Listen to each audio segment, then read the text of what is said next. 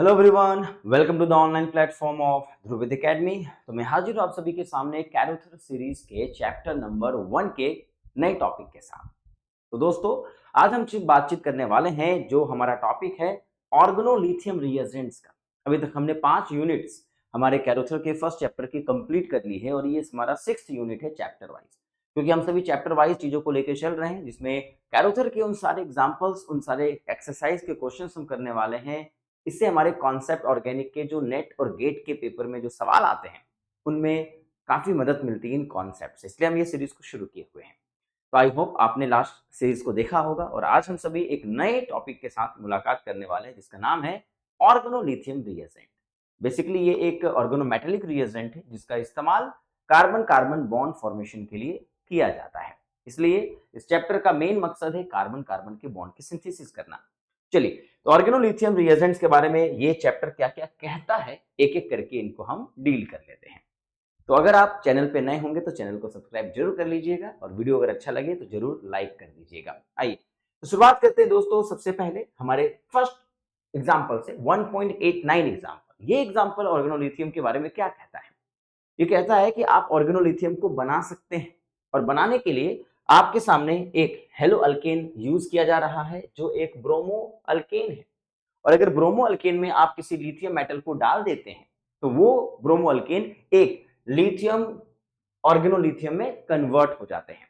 तो जैसे यहाँ पे हमारे पास 4 कार्बन का एक चेन बना हुआ है और यहाँ पे आप Br को अगर रखे हैं, 1 ब्रोमो ब्यूटेन है ये बेसिकली, और अगर आप इसमें लिथियम को डाल रहे हैं तो ये लिथियम ये तरीके का ब्रोमीन को एक्सचेंज करके यहाँ पे लिथियम ग्रुप का अटैचमेंट हो जाता है। तो ऑर्गेनोलिथियम को बनाने के लिए हम ब्रोमो अल्केन्स का इस्तेमाल कर सकते हैं, आइडो अल्केन का इस्तेमाल कर सकते हैं। तो ये हमारा पहला मेथड ऑफ प्रिपरेशन इसने कहा है, थोड़ा ध्यान रख लेंगे इस चीज का।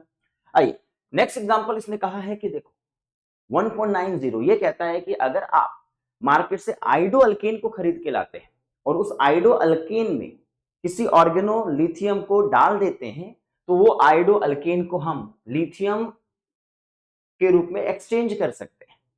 तो यहां पे हम आइडो अल्केन को एज ए सोर्स मानते हैं और यहाँ पे टर्ड ब्यूटाइल लिथियम अगर आप देखें तो एक टर्ड ब्यूटाइल लिथियम हमारा ऑलरेडी एक ऑर्गेनोमेटेलिक रिएजेंट है।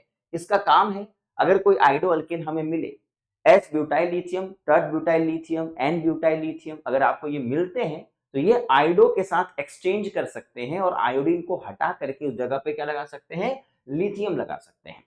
तो ऑर्गेनो लिथियम को बनाने के लिए आपको अगर वैरायटी ऑफ मॉलिक्यूल चाहिए तो आइडो अल्केन्स आप मार्केट से खरीद के लाइए, हम उसे लिथियम को जोड़ करके उसे ऑर्गेनोलिथियम में बदलेंगे। और उसके लिए हम एक और ऑर्गेनोलिथियम का इस्तेमाल करेंगे जो या तो हमारे पास टर्ड ब्यूटाइल लिथियम होगा या आगे हमको देखना पड़ेगा एस ब्यूटाइल लिथियम भी ये काम कर सकते हैं। इसका मतलब इन दोनों रिएजेंटों को अगर आइडो अल्केन में डाल दिया जाए तो ये कहते हैं कि भाई ये हमारे आइडो को हटा करके उस जगह पे लिथियम अटैच करने का काम करते हैं। तो ऑर्गेनोलिथियम बनाने के ये रास्ते आपको ध्यान रखने पड़ेंगे। क्लियर है? इस बात को सबको ध्यान में रखना पड़ेगा। चलिए, तो ये 2 एग्जांपल से हमें ये पता चलती है कि भैया हम आइडो से लिथियम एक्सचेंज कर सकते हैं। आगे बढ़ते हैं। 1.91 ये सवाल थोड़ा टिपिकल है। ये कहता है कि अगर आपके पास कोई अल्डिहाइड गिवन है तो इस अल्डिहाइड में अगर ऑर्गेनोलिथियम को हम अगर ऐड करते हैं तो ऑर्गेनोलिथियम की ये रिएक्शन के बारे में बात करता है कि अगर अल्डिहाइड हो, कीटोन हो, ये उनके ऊपर न्यूक्लियोफिलिक अटैक करता है। ये जो कार्बोनिल आप देखते हैं अल्डिहाइडिक की, ये कार्बोनिल एक इलेक्ट्रोफिलिक सेंटर होते हैं और ऑर्गेनोमेटेलिक रिएजेंट, ऑर्गेनोलिथियम रिएजेंट जो होता है वो एक तरीके का नेगेटिव चार्ज वाला रिएजेंट होता है जो हमारे लिए न्यूक्लियोफाइल की तरह एक्ट कर रहा होता है। और ये न्यूक्लियोफाइल यानी माइनस एक न्यूक्लियोफाइल है और ये इसके ऊपर अटैक करके इसे एक अल्कोहल में बदल सकता है। पर ये सवाल कहता है कि अगर अल्डिहाइड के जस्ट बगल में कोई कायरल सेंटर मौजूद हो तो फिर सवाल डायास्टीरियो सेलेक्टिविटी की बन जाती है। और यहाँ पे जैसे अल्कोहल अगर बनता है, OH अगर बनता है तो वो बिलो प्लेन बनेगा या अबव द प्लेन बनेगा, ये कैसे डिसाइड किया जाता है? तो उसके लिए ये सिंपल सी बात कहती है, ये सवाल कहते हैं कि देखो यहाँ हमें फैल्किन एंड मॉडल का इस्तेमाल करना पड़ेगा और लिथियम का न्यूक्लियोफिलिक जब मतलब ऑर्गेनोलिथियम पे जब न्यूक्लियोफिलिक अटैक होता है तो लिथियम को नॉन चिलेटेड एटम की तरह ट्रीट किया जाता है। इसे नॉन चिलेटेड एटम की तरह हम लोग ट्रीट करते हैं। और ये रिएक्शन होती कैसे है इसका मैं आपको मैकेनिज्म थोड़ा समझा देता हूं। जैसे जो मॉलिक्यूल मेरे सामने दिया हुआ है, इसको इसको मैं वापस से यहाँ पे लिख रहा हूं, आपको थोड़ा ध्यान से देखना है। ये मॉलिक्यूल कुछ इस तरीके से हमारे सामने बना हुआ है, CHO। यहाँ पे आपके पास NBN2 लगा हुआ है और यहाँ आपके पास H ग्रुप लगा हुआ है। तो मैं अगर इस मॉलिक्यूल को एक मॉडल की तरह रिप्रेजेंट करूं तो गौर फरमाइए, मैंने इस कार्बन कार्बन के बॉन्ड को यहां सीधा लिख दिया है और ये जो मैथिल ग्रुप है मैंने इसको ऐसे लिख दिया, इसमें कोई गड़बड़ी नहीं है, आराम से आप लिख सकते हैं। इस कार्बन को आप पूरी तरीके से ओपन करके CHO बना दीजिए, ट्राइगोनल प्लेनर बना दीजिए और NBN ग्रुप को आप इस तरीके से रिप्रेजेंट कर दीजिए, NBN2, और ये H लगा हुआ है। अब ये जो कायरल सेंटर होता है ना दोस्तों, ये काफी हद तक आने वाले न्यूक्लियोफाइल को कहता है कि आप इस कार्बन के ऊपर कैसे अटैक कर सकते हैं। तो इसके लिए दो फेस हैं, एक फेस या तो प्लेन से, आप देख सकते हैं ये बोर्ड हमारा प्लेन है, या तो हम प्लेन के ऊपर से अटैक करेंगे तो वो हमारा बिलो चला जाएगा, या हम प्लेन के पीछे से अटैक करेंगे तो OH हमारा अबव द प्लेन आ जाएगा। पर ये डिसाइड कैसे होगा, उसके लिए सबसे पहला टारगेट होता है कि भाई साहब अल्फा पोजीशन पे कोई ऐसा ग्रुप लगा है जिसके पास लोन पेयर है। अगर लोन पेयर वाले ग्रुप है तो वो डिसाइड करते हैं कि जो मेटेलिक रिएजेंट आ रहा है वो कैसा है। ये कहता है जो मेटेलिक रिएजेंट है जिसपे आपके पास माइनस चार्ज है, वो जो मेटल लेके आता है वो मेटल कैसा है। अगर वो मेटल नॉन चिलेटेड है, यानी आप उसके साथ कोऑर्डिनेट नहीं कर सकते, मतलब वो ऑक्सीजन और नाइट्रोजन को एक साथ बाउंड नहीं कर सकता है, तो ऐसे केस में यहाँ एक मॉडल मानी जाती है कि भाई आप CO बॉन्ड को ना और NBN2 यानी जो लोन पेयर है उसको एंटी पेरिप्लेनर बना दीजिए। तो ये सवाल को समझना पड़ेगा कि हाँ जी सर, यहाँ पे हमारे पास एक चीज होगी जिसमें हम इसको एंटी पेरिप्लेनर बनाएंगे, यानी इसको घुमा करके हम एमी के ग्रुप के पास लेके जाते हैं ताकि ये इसके एंटी पेरिप्लेनर के पास चला जाए, यानी ये आपके पास यहाँ पे NBN2 लग जाए, NBN2। क्लियर है दोस्तों। और जब इसको आप रोटेट करेंगे ना तो H जो होगा वो बिलो दी प्लेन चला जाएगा और Ame जो होगा वो अबव दी प्लेन चला जाएगा। बस ये कहानी आपको थोड़ी सी रखनी पड़ती।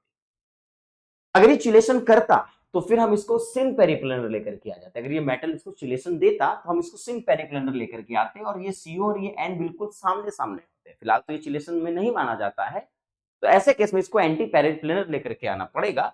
और जब इसको एंटी पेरिप्लेनर लेकर के आएंगे तो अब मिथाइल जो है वो अटैक करने के लिए कौन से फेस से आएगा, तो देखिए बिलो दी प्लेन और अबव दी प्लेन दो फेस हो सकते हैं। तो बिलो दी प्लेन अगर स्टेरिक हिंड्रेंस कम है तो अटैक बिलो दी प्लेन से होगा, अगर अबव दी प्लेन में क्राउडेड कम होता, छोटा ग्रुप होता, तो उधर से अटैक करते हैं। फिलहाल अटैक बिलो दी प्लेन से होगा और जब बिलो दी प्लेन से अटैक होगा तो आप यहां देख सकते हैं दोस्तों, H आपका जैसा था वैसा ही रहने दीजिए, Ame जैसा था वैसा बना दीजिए, और अबव दी प्लेन अगर अटैक होगा तो ये जो आपका H ग्रुप लगा है इसको रहने दीजिए। अगर अटैक अबव द प्लेन से बिलो द प्लेन से हो रहा है तो आप खुद बताओ, Ame ग्रुप हमारा बिलो द प्लेन आ जाएगा और O ग्रुप जो है वो आपका बिलो द प्लेन की जगह अबव द प्लेन आ जाएगा, तो O पे माइनस चार्ज क्रिएट हो जाएगा और OH बन चुका होगा। क्लियर होगा। तो अब ऐसे केस में हमारे पास प्रोडक्ट क्या बना है, फिलहाल तो OH अबव द प्लेन बना हुआ है ना। लेकिन जब हम इसको मैच करेंगे ऑप्शन के साथ तो वापस से हमें क्या करना होगा, ध्यान से देखिए, ये ग्रुप को वापस से NBN2, सॉरी यहाँ पे NBN2 लगा हुआ है, सॉरी, और ये वापस से आपको दोबारा रोटेट कर देना है। रोटेट करेंगे तो हम दोबारा NBN2 को वहीं भेज देंगे, Ame को वहीं ले आएंगे और NBN2 को वहीं भेज देंगे जहां पे वो मौजूद था। क्लियर है दोस्तों। इसका मतलब रोटेशन आप कर सकते हैं। और साथ के साथ ऑप्शन जो आप देख रहे हैं, देखिए जरा यहाँ ऑप्शन देखिए, यहाँ Ame ग्रुप और मिथाइल को ना आपस में ऑपोजिट रखा गया है, यानी ये एंटी फॉर्म में है जो हमारा मिथाइल आया है। तो फिलहाल हमने यहाँ मिथाइल को क्या रखा है, बिलो दी प्लेन।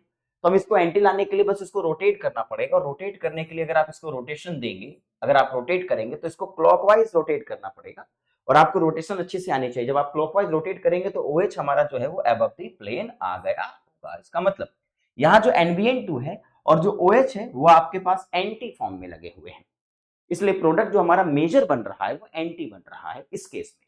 तो देखो यहां आपके सामने आंसर भी दिया है कि भैया देखो एंटी ग्रुप और सिन ग्रुप ये 91% है और ये 9% है, इसका मतलब मेजर हमारा कौन सा आ रहा है, एंटी आ रहा है। तो कहने का मतलब है कि ये सवाल हमें ये बतलाता है कि जो ऑर्गेनोलिथियम है जब अल्फा पोजीशन पे कायरलिटी होगी किसी एल्डिहाइडो की तो हम इसे नॉन चिलेटेड की तरह ट्रीट करेंगे और न्यूक्लियोफिलिक अटैक करके कार्बन कार्बन का बॉन्ड बना सकते हैं। तो आपको ये एग्जांपल ध्यान में रखना है जो वेरी वेरी इंपॉर्टेंट है। क्लियर है, आगे बढ़ सकते हैं। अगला देखिए, अगला क्वेश्चन आपके पास है 1.92। ये कॉन्सेप्ट आपको सवाल समझाता है कि देखो अगर एल्डिहाइड हमारे पास मौजूद है ऑर्गेनोल मेटेलिक रिएजेंट आपके पास है, ये NC5H11 लिथियम है, यानी आपके पास 5 कार्बन का चेन बना हुआ है और 1 2 3 4 5 कार्बन वाले कार्बन पे लिथियम लगा हुआ है ना। तो ये कहता है कि ये न्यूक्लियोफिलिक अटैक करेगा, पर ये डायरेक्टली कार्बोनिल कार्बन पे ही अटैक करेगा, यानी ये डबल बॉन्ड के नहीं बीटा पोजीशन पे अटैक करने नहीं जाएगा। तो इसका मतलब ऑर्गेनोलिथियम जो होता है वो डायरेक्टली कीटो फॉर्म वाले कार्बन पे अटैक करते हैं, बीटा कार्बन को अनटच्ड रखते हैं, यानी ये माइकल एडिशन नहीं करते, ये डायरेक्टली इस कार्बन पे जाके अटैक करेगा और अटैक करने के बाद डबल बॉन्ड जैसा था वैसा रह जाएगा, और ये कार्बन पे जब अटैक किया जाएगा तो इस कार्बन पे ये क्या क्रिएट कर देगा, अल्कोहल, और ये 5 कार्बन का चेन आपका बनके तैयार है। इस कॉन्सेप्ट से सवाल से कॉन्सेप्ट समझ में आ रहा है कि भाई ऑर्गेनोलिथियम ना माइकल एडिशन को प्रिफर नहीं करते, वो डायरेक्ट एडिशन करना पसंद करते हैं। तो आप डायरेक्ट एडिशन के बारे में ज्यादातर सोचिएगा। क्लियर है दोस्तों? तो 1.92 आपको कॉन्जुगेट और डायरेक्ट अटैक के बीच में डिफरेंस बताता है। आगे बढ़ सकते हैं? Yes sir. 1.93 ये कॉन्सेप्ट, ये सवाल आपको बतला रहा है कि जब ऑर्गेनोलिथियम को आप कार्बोक्सिलिक एसिड के साथ ट्रीट करते हैं तो वो क्या कर सकता है।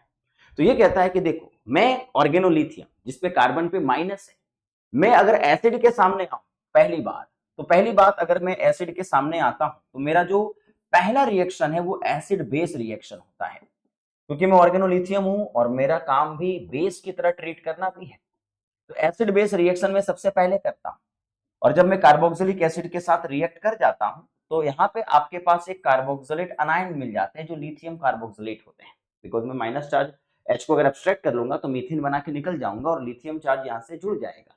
अब इसके बाद हमारा जो अगला टास्क होता है वो ये होता है कि भाई अगला मिथाइल लिथियम अगर आपने डाला है, एक इक्विवेलेंट से ज्यादा अगर मिथाइल लिथियम आपने डाला है, तो फिर अगला मिथाइल लिथियम इतना रिएक्टिव होता है कि वो किसी एसिडिक मतलब कार्बोक्सिलिक एसिड के कार्बोनिल कार्बन पे अटैक कर सकता है। तो ये जो कार्बन है ये इस पे माइनस अटैक करता है और बॉन्ड को ओपन कर देता है, और जब बॉन्ड को ये ओपन करता है तो हमारे सामने चीजें आके तैयार है। ये कहता है कि अगर इस पे अटैक कर रहे हो तो यहाँ पे हमारे पास क्या कर दो, ओ देखो ये O पे माइनस चार्ज क्रिएट हो जाएगा जो बाद में ओलाई बन जाएगा, ये भी ओलाई बन जाएगा, और यहाँ पे मिथाइल जाकर के न्यूली अटैच्ड हो जाएंगे, यानी दो इक्विवेलेंट डालने से पहला एसिड बेस रिएक्शन होगा, पर दूसरी बार हम कार्बोनिल कार्बन पे अटैक कर सकते हैं, इसकी वजह से कार्बन पे 2 O ग्रुप लग जाएंगे। अगर आपने टीएमएस क्लोराइड डाला है तो टीएमएस क्लोराइड डालने से क्या फायदा होगा, यहाँ OTMS बन जाएगा, प्रोटेक्शन हो जाएगा। लेकिन जब हम एसिडिक कंडीशन यहाँ पे डालेंगे, हाइड्रोलिसिस यहाँ पे डालेंगे, तो हाइड्रोलिसिस करने से क्या फायदा होगा कि ये जो O है और ये जो लिथियम है ये तो हटेंगे ही हटेंगे, और ये हमारे किस में कन्वर्ट हो जाएंगे, ये कार्बोक्सिलिक एसिड मतलब सिंपल OH में कन्वर्ट हो जाएंगे। और एक साथ अगर एक कार्बन पे 2 OH लगता है तो आप सबको पता होना चाहिए दोस्तों कि यहाँ पे एक वाटर मॉलिक्यूल बन के बाहर चला जाता है और आपके सामने एक CO बॉन्ड रिटेन्ड हो जाता है, यानी ये C डबल बॉन्ड O बन जाएगा और एक Me ग्रुप यहाँ पे रिटेन होंगे, यानी ये कार्बोक्सिलिक एसिड को एक कीटोन में बदल देता है। तो ऑर्गेनोलिथियम स्पेसिस कहते हैं कि भाई अगर मेरे सामने कार्बोक्सिलिक एसिड को रखोगे और मुझे 2 इक्विवेलेंट का इस्तेमाल करने के लिए भेजोगे तो मैं आपके कार्बोक्सिलिक एसिड को क्या कर दूंगा, कीटोन बना दूंगा। तो तरह तरह के फंक्शनल ग्रुप में अलग अलग बिहेवियर आपको ऑर्गेनोलिथियम का देखने को मिल जाएगा। क्लियर है दोस्तों? चलिए आगे बढ़ सकते हैं। आई होप ये कॉन्सेप्ट आपको समझ में आया हो। अगला सवाल 1.94, ये एक इंपॉर्टेंट कॉन्सेप्ट है जो नेट के पेपर में पूछा जा सकता है। इसे कहते हैं कार्बोलिथिएशन, यानी ये जो सवाल है ये हमारा कार्बोलिथिएशन का सवाल है, जो एक इंपॉर्टेंट कॉन्सेप्ट है जिसपे हम लोगों को काम करना है दोस्तों। ये कार्बोलिथिएशन कहता है कि देखिए अगर आपने पहली बार आयोडो अल्केन लिया है और यहाँ टर्ड ब्यूटाइल लिथियम लिया है, तो पहले एग्जांपल में मैंने आपको समझाया था कि अगर आप आयोडो अल्केन को लेके आते हैं, टर्ड ब्यूटाइल लिथियम को लेके आते हैं, तो पहले मैं आपको आयोडो से लिथियम एक्सचेंज रिएक्शन करने के लिए कहूंगा। तो पहला हमारा काम क्या होगा दोस्तों, लिथियम एक्सचेंज, यानी यहाँ पे हमारे पास जो मिथाइल लगा हुआ है और यहाँ पे आयोडीन जो लगा हुआ है, ये एक लिथियम एक्सचेंज कर लेंगे। तो इसका मतलब पहला काम तो लिथियम एक्सचेंज का है। उसके बाद ये कहते हैं कि देखो ये जो ऑर्गेनोलिथियम है ये पाई बॉन्ड के साथ इंटरेक्शन करेगा और नजदीक वाले कार्बन पे अटैक करके बॉन्ड को ओपन कर देगा, यानी ये न्यूक्लियोफिलिक अटैक की तरह बिहेव करता है और ये साइक्लाइजेशन करने का काम करता है, जहां पे कार्बन कार्बन का एक न्यूली बॉन्ड यहाँ पे फॉर्म होगा। और यहाँ जो स्टीरियो है वो कैसे डिसाइड होगी, 5 मेंबर्ड की रिंग आप देख रहे हैं कि अगर ये माइनस चार्ज इस पे अटैक कर रहा है, मुझे बताइए 4 और ये 5 है, तो आप देख सकते हैं इस पे अगर अटैक करेगा, बॉन्ड को ओपन करेगा, तो यहाँ पे आप देख सकते हैं दोस्तों, यहाँ पे आपके पास एक 5 मेंबर्ड रिंग बनेगी और छठा कार्बन है, वहां पे आपका लिथियम जाकर के जुड़ जाएगा। तो ये बेसिकली एक कार्बोलिथिएशन होता है। पर यहाँ आपकी स्टीरियो कैसे गवर्न होगी, हम उसके बारे में बातचीत करेंगे कि ये जो मिथाइल है और इसकी स्टीरियो कैसे डिसाइड की गई है। तो ये कहता है कि इसकी रिएक्शन एक चेयर फॉर्म की तरह होगी। जैसे आप देख सकते हैं कि एक चेयर फॉर्म की तरह इसको अरेंज कर दिया जाता है, और चेयर फॉर्म की तरह हम इसको अगर बना ले, जैसे इसको 1 कार्बन, इसको 2, इसको 3, इसको 4, इसको 5 और इसको 6 दे रहा हूं मैं, तो ये 1, ये 2, ये 3, ये 4, ये 5 और ये 6 है। तो 1 वाले कार्बन पे मैंने जो लिथियम अटैच किया हुआ है, मैं इसको ऐसे रख देता हूं इक्वेटोरियल पोजीशन की तरह, एक चेयर फॉर्म की तरह इसको इंडिकेट करता हूं। जो हमारा थर्ड पोजीशन पे है वो मिथाइल है, तो मिथाइल को मैं अबव द प्लेन इक्वेटोरियल दे देता हूं, ये आपके सामने मौजूद है। और जब ये रिएक्शन होगी तो ये बॉन्ड अगर इसके साथ इंटरैक्ट करेगा तो कार्बन हमारा जो है वो लिथियम के साथ यहाँ पे जुड़ेगा, कार्बोलिथिएशन बोलेंगे इसको। और आप देख सकते हैं दोस्तों, यहाँ पे हमारे पास जो प्रोडक्ट बन रहा है वो एमी ग्रुप यहाँ अबव द प्लेन बन रहा है, इसमें नो डाउट है। और ये कार्बन और इसके बीच में एक बॉन्ड बन के तैयार हो जाएगा, और यहाँ पे 6 है और यहाँ पे हमारे पास लिथियम ग्रुप जाके अटैच हो रहा है। तो इसका मतलब ये ग्रुप और ये ग्रुप दोनों अबव द प्लेन ही आपको दिख रहे हैं, इसलिए यहाँ जो स्टोरी है वो अबव द प्लेन ही आपकी बनी हुई है, लिथियम जाके जुड़ चुका है। अब इनका कहना है कि कार्बन पे लिथियम जुड़ा है तो कार्बन पे तो माइनस है ही, और अगर आप यहाँ किसी इलेक्ट्रोफाइल को डालते हो, पॉजिटिव सेंटर वाले इलेक्ट्रोफाइल को डालते हो, तो वो माइनस उस इलेक्ट्रोफाइल के साथ इंटरैक्ट करेगा और यहाँ पे कार्बन और इलेक्ट्रोफाइल के बीच एक बॉन्ड बनके तैयार हो जाएगी। ये कहानी है कार्बोलिथिएशन की, साइक्लाइजेशन की। तो इस कॉन्सेप्ट को हमें याद रखना पड़ेगा, because this is the important concept about organolithium species. ठीक है दोस्तों, चलिए, तो ये सवाल थोड़ा ध्यान रखने का है, नेट और गेट में इस टाइप के क्वेश्चंस पुट अप किए जा सकते हैं। आगे बढ़े, यस सर। 1.95 यहां से सवाल की चीजें बदल जाती हैं। यहां पे हमारे सामने एक कहानी शुरू होती है, और ये कहानी होती है इस यूनिट को हम कहते हैं alpha heteroatom substituted organolithium reagents. यानी यहां पे हमारे सामने क्या होता है, जैसे यहां पे एक सेकेंडरी अमीन आपको दी गई है, और इस सेकेंडरी अमीन को किसी तरीके से हमने इस मॉलिक्यूल में चेंज कर दिया है। ये कहता है कि आप यहाँ पे इस नाइट्रोजन को किसी ग्रुप के साथ अटैच करा के आप इस कार्बोनिल ग्रुप में, कार्बोनिल नहीं, अमाइड ग्रुप में कन्वर्ट कर। इसमें क्या है, ये C डबल बॉन्ड और यहाँ पे N, और यहाँ पे आपके पास CH3 ग्रुप लगा है, और यहीं पे आपके पास लगा है N टर्ट ब्यूटाइल ग्रुप यहाँ पे लगा हुआ है। इनका कहने का मतलब ये है कि अगर आप इस रिएक्शन को अंजाम दे रहे हो तो आपको ध्यान रखना है कि यहाँ पे आपके सामने क्या होगा। यहाँ पे दोस्तों ये जो हमारा लोन पेयर है, आप इस लोन पेयर पे फोकस करिएगा। तो जब हमारे सामने यहाँ पे एक ऑर्गेनोमेटेलिक रिएजेंट जैसे कि यहाँ पे डाला गया है, क्योंकि इस स्टेप में थोड़ा सा मिस प्रिंटिंग है, यहाँ पे एन ब्यूटाइल लिथियम हम यूज करने वाले हैं, और ये एन ब्यूटाइल लिथियम को अगर हम -78 डिग्री सेल्सियस पे रख दें, तो यहाँ कहने का मतलब है कि ये जो ब्यूटाइल लिथियम है, ये जो नाइट्रोजन आप देख रहे हैं जिसके पास लोन पेयर है, वो उसके बगल वाले प्रोटॉन की तरफ अटैचमेंट के लिए चला जाएगा। तो ये जो हमारा कार्बन है ये इस H की तरफ अटैक करेगा, और यहाँ जो लिथियम है वो इसके ऊपर अटैक करने के लिए चला जाएगा, और यहाँ पे ब्यूटाइल ग्रुप जो लगा है उसको रहने दीजिए। तो जैसे ये H, लिथियम तो नहीं, मतलब ये आपका, मैंने यहाँ पे अटैचमेंट ब्यूटाइल लिथियम अगर लिखा है तो देखो ये लिथियम आपके सामने है, और यहाँ पे आपके पास ब्यूटाइल ग्रुप है। तो इनका कहने का मतलब है कि ये लिथियम को कोऑर्डिनेट कर लेंगे लोन पेयर वाले ग्रुप, और ये उसको उस जगह पे भेजेंगे जो अल्फा पोजीशन आपका नाइट्रोजन का होगा, यानी लोन पेयर के जस्ट बगल वाले कार्बन को ये एक्टिवेट कर देते हैं, जिस वजह से ये ब्यूटाइल ग्रुप इस H को लेकर के चला जाएगा, और जब लेके चला जाएगा तो एसिड बेस रिएक्शन होगी। ये हेटेरोएटम के अल्फा कार्बन पे अटैचमेंट के बारे में बातचीत करने के लिए कहता है। जैसे यहाँ से H को हम बाहर निकालेंगे, अब यहाँ माइनस चार्ज क्रिएट हो जाएगा, और ये माइनस इस लिथियम के साथ जाकर के जुड़ जाएगा, और ये लिथियम इस कार्बन के साथ बॉन्डेड है मान के चलो, पर ये स्टेबलाइज्ड भी है बगल वाले N के साथ। इसको कहते हैं ये ऐसा ग्रुप है जो इफेक्टिवली अल्फा कार्बन को एक्टिवेट करने का काम करता है। ये जो नाइट्रोजन वाला ग्रुप जो आपके सामने यहाँ पे लग गया है, अब ये कहते हैं कि ठीक है, इस माइनस चार्ज को अब तुम यूज कर सकते हो। कैसे यूज कर सकते हो, या अगर बेंजाइल ब्रोमाइड को आपने डाला तो ये माइनस इस बेंजाइल ब्रोमाइड पे अटैक करके Br को बाहर कर सकता है, और अगर इसने Br पे अटैक कर लिया तो फिर अब चीजें बदल जाएंगी। जैसे इसने Br पे अटैक किया, अब देखो यहाँ पे ये जो कार्बन है, आप थोड़ा सा मैकेनिज्म को देख लीजिए। ये जो हमारे पास डबल बॉन्ड N लगा हुआ है, R ग्रुप जो लगा रहने दो, यहाँ पे आपके पास क्या हो चुका है, CH2Br जाके लग चुका है, ये CH2 और ये PH लगा हुआ है। अब ये कहते हैं कि जब तुम इसमें हाइड्रोलाइसिस कर देते हो, तो हाइड्रोलाइसिस करने से ये जो पूरा का पूरा ग्रुप है ये यहाँ से बाहर निकल जाता है और ये वापस से अमीन बन के तैयार हो जाते हैं। तो ये कार्बन चेन आपके पास आ चुकी है और ये अमीन वापस से रिजनरेट हो जाता है। सिमिलरली अगर आप इसी मॉलिक्यूल में अल्डिहाइड को डालते हैं, यानी PHCOOH को डालते हैं, तो ये जो हमारा कार्बन का नेगेटिव है ये इस कार्बोनिल कार्बन पे अटैक करेगा और अटैक करने के बाद आप देख सकते हैं ये जो कार्बन है ये क्या कर देता है, ये N और यहाँ पे double bond H N group लगा हुआ है, टर्ट ब्यूटाइल ग्रुप लगा है, इसको रहने दीजिए। और ये हमारे पास Me लगा हुआ है। बताओ ये कार्बन अगर इसके ऊपर अटैक कर देगा तो यहाँ पे अटैचमेंट से क्या होगा, एक OH ग्रुप क्रिएट हो जाएगा और फिनाइल लग जाएगा, यानी यहाँ पे एक नया कार्बन कार्बन का बॉन्ड का फॉर्मेशन। ये वाला अल्फा कार्बन था और ये कार्बोनिल कार्बन। उसके बाद जब यहाँ हाइड्रोलिसिस करोगे तो ये पूरा का पूरा ग्रुप यहाँ से गायब हो जाएगा और गायब होकर वापस से ये NAB में वापस लौट आएगा।